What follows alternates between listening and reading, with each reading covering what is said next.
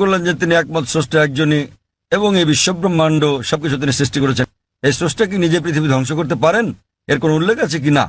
আপনি যদি কোরআন পড়েন, যা সৃষ্টিকর্তা আল্লাহ সুবহানাহু ওয়া তাআলার সর্বশেষ চূড়ান্ত বার্তা, এটা বলা আছে যে তিনি এই ব্রহ্মাণ্ড তৈরি করেছেন এবং তিনি একদিন এটা ধ্বংস করে দেবেন, এটা বলা আছে।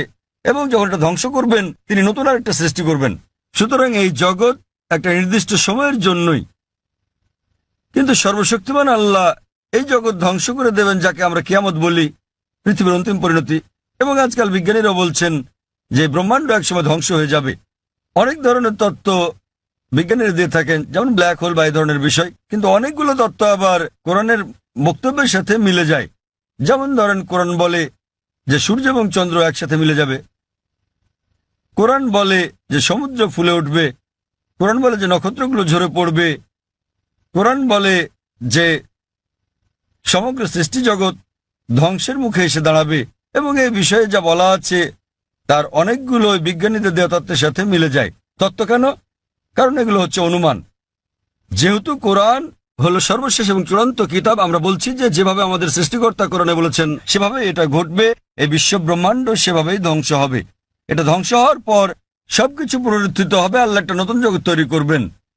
এবং এটা নির্ভর করবে আমরা পরীক্ষায় কেমন করি তার উপর।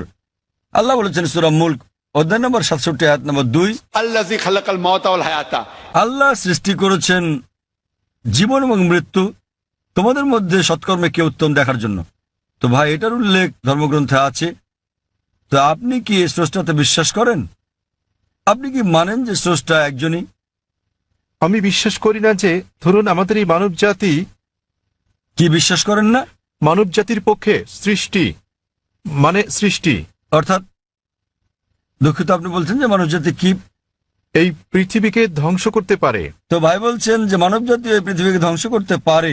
হ্যাঁ, তারা আসলে সেটাই সেটা কি আমি বলতে চাইছি। আপনি মনে করেন মানবজাতি এই সৃষ্টিকে ধ্বংস করতে পারে? হ্যাঁ, ভাই বলছেন যে তিনি মনে করেন মানবজাতি পারে এই সৃষ্টিকে ধ্বংস করতে। তারা চেষ্টা করতে পারে কিন্তু সফলতা পাবে না। তারা চেষ্টা করতে পারে কিন্তু তারা সফল হতে পারবে না। তারা সফল হতে পারে শুধুমাত্র আল্লাহ সুবহানাহু ওয়া তাআলা চাইলেই। এমনিতে আমরা যেটা বুঝি যে বিজ্ঞানীরা বলে থাকেন সৃষ্টি হচ্ছে দুই প্রকারের। একটা হলো একটা কিছু থেকে অন্য আরেকটা কিছু তৈরি করা, যা আমরা মানুষেরা করে থাকি। যেমন একটা গাছ, সেটা আমরা কাটি, কেটে কাঠ বের করি, তারপর চেয়ার টেবিল বানাই। এটা হচ্ছে কোনো কিছু থেকে কোনো কিছু সৃষ্টি, যা করতে পারে মানুষও এবং সর্বশক্তিমান আল্লাহ। কিন্তু অন্য ধরনের সৃষ্টিটা হচ্ছে শূন্য থেকে কোনো কিছু তৈরি করা, যা মানুষ কখনোই করতে পারবে না, শুধু আমাদের ঈশ্বরই করতে পারেন, শুধু আল্লাহই করতে পারেন। তাই আরবিতে খালাকা শব্দের দুটো মানে আছে। একটা মানে হলো কোনো কিছু থেকে আরেকটা কিছু তৈরি করা, এবং খালাকা শব্দের অন্য মানেটা হচ্ছে শূন্য থেকে কিছু তৈরি করা। এবং সর্বশক্তিমান এই চ্যালেঞ্জটাই দিচ্ছেন সূরা তুরে অধ্যায় নম্বর 52 আয়াত নম্বর 35, তোমরা কি শূন্য থেকে কিছু তৈরি করতে পারো? উত্তর হচ্ছে না। একইভাবে আপনি যখন বলছেন যে আপনি ধ্বংস করছেন, আপনি গাছটিকে ধ্বংস করছেন, গাছটি চেয়ার টেবিলে রূপান্তরিত হলো,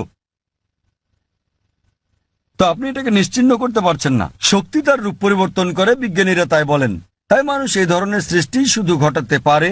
আমরা ইট বানাতে পারি, বাড়ি বানাতে পারি, আবার সেটা ধ্বংস করতে পারি, কিন্তু অন্য কিছু তো রূপ নেবে।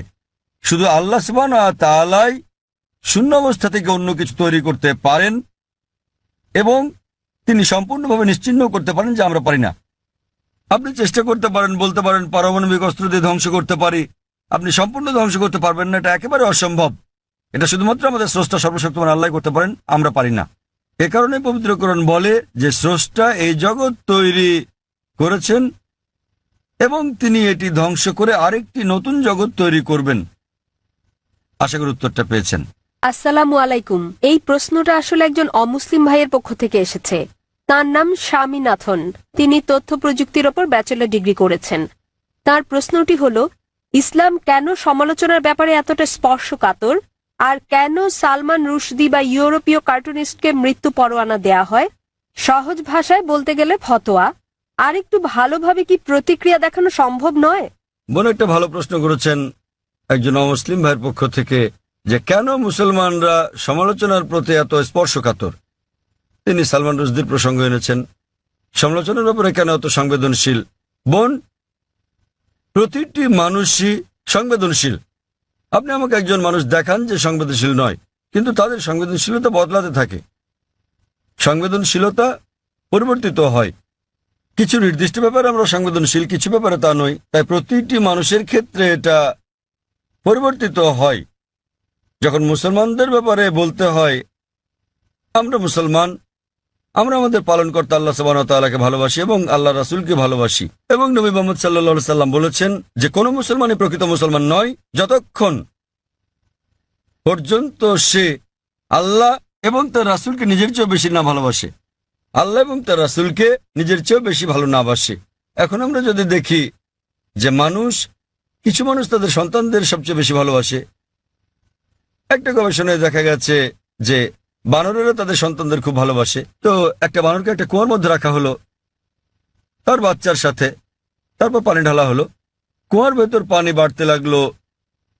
তখন বানরটা তার বাচ্চাটাকে কোলে তুলে নিল। পানি বাড়তে থাকলে সে তার বাচ্চাটাকে বাঁচাতে চেষ্টা করছিল। যখন সে আর বাঁচাতে পারল না, সে নিজে বাচ্চা ফেলে লাফ দিয়ে বেরিয়ে এলো। তাহলে তারা তাদের বাচ্চাকে অনেক বেশি ভালোবাসে, কিন্তু নিজের জীবনের চেয়ে বেশি নয়।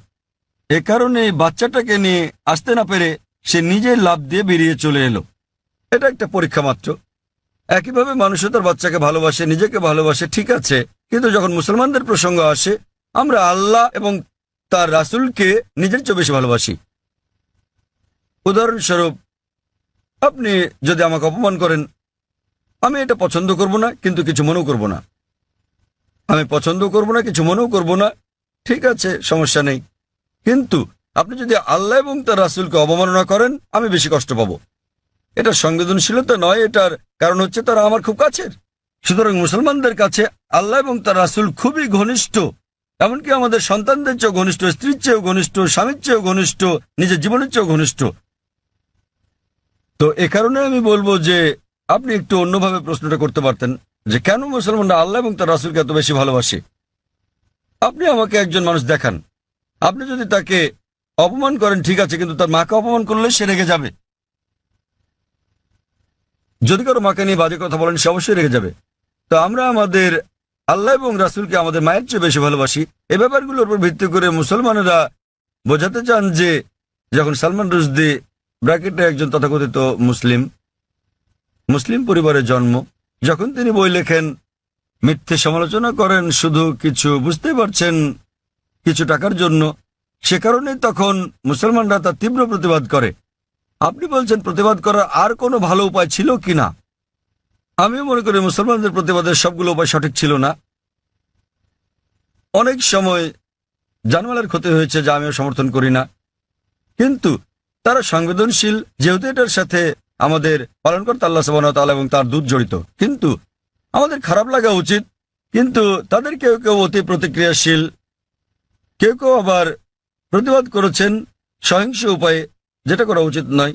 কেউ কেউ শান্তিপূর্ণ করা ঠিক আছে, প্রতিবাদ করা উত্তম।